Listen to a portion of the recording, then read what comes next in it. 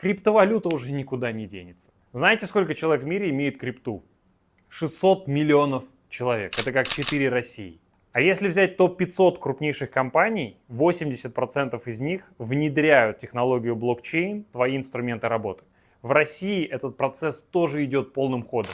Ну и наверняка вы знаете про биткоин, который за последнее время, всего за 5 лет, вырос с 500 тысяч рублей до 8 миллионов рублей за единицу. Цифровое золото, которое защищает от инфляции и сегодня уже является средством накопления. Можно считать, что все это хайп, скоро исчезнет и вообще этой технологии не будет существовать. Но я вас разочарую, особенно тех из вас, кто до сих пор не знаком с этим инструментом.